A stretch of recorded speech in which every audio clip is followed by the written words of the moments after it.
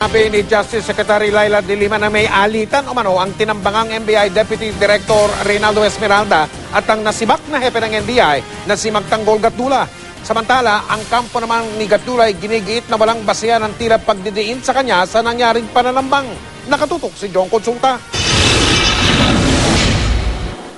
Mistulang pinaliguan ng bala ang SUV na ito na gamit ni Deputy Director Reynaldo Esmeralda matapos pagbabaralin ng riding in tandem kagabi. Tad-tad ng bala ang salamin sa harapan, sa tagiliran, sa pinto, hanggang sa likuran ng sasakyan. Bakas din ang talsik ng dugo sa salamin at upuan sa loob ng sasakyan na nagmula sa mga tinamaang biktima. Na-recover din ang ilang fragments ng tumamang bala sa loob ng sasakyan. Hindi bababa sa 12 tama ng balang tinamo ng sasakyang lulan si Deputy Director Reynaldo Esmeralda. Dito sa harapan, nakaupo ang kanyang kapatid na si Nilo, habang si Deputy Esmeralda naman dito sa likuran nakapwesto nang maganap ang pag-atake. Pero aminado ang pamunuan ng NBI. Palaisipan pa rin kung paano natukoy ng mga suspect ang sasakyan ni Esmeralda. Nagpalit pa raw kasi si Esmeralda ng sasakyan kamakailan dahil sa mga natatanggap na death threats. Recent change ng vehicle si Deputy Esmeralda because of some threats nga.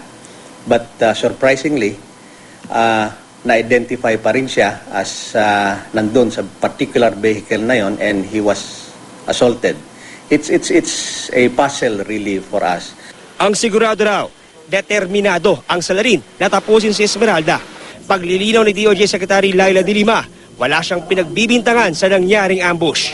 Pero base raw sa impormasyon na nakarating sa kanya, may alitan sina Esmeralda at dating NBI Director Magtanggol Gatdula. Parang nagkakaroon sila ng diferensya noon. Parang pinaghihinalaan ata ni former Director Gatdula na si Deputy Director Esmeralda daw ang nag-tip kay Montulfo. Si Montulfo, alam nyo, siya yung unang-unang nag-expose nung O'Hara incident.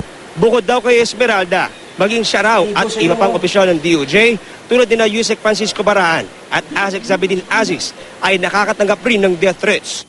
Bayalta naman ang kampo ni Gatdula, walang basihan ang ginagawang pagdawit ni Secretary de Lima sa kanila. Kakapanalo nga lang daw ni Gatdula sa Manila RTC Branch 8. Nakakuha daw ito ng injunction para ipatigil ang paggamit ng DOJ sa mga umunoy nakalat na ebidensyang laban kay Gatdula sa reklamong illegal detention at kidnapping. Kaya wala raw dahilan para gawin ni Gatdula ang ibinibintang sa kanya. Nananawagan kami kay Secretary de Lima, itigil nyo na itong pang-aapi kay Katanggol Gatdula. Yung tao ay dapang-dapa na po.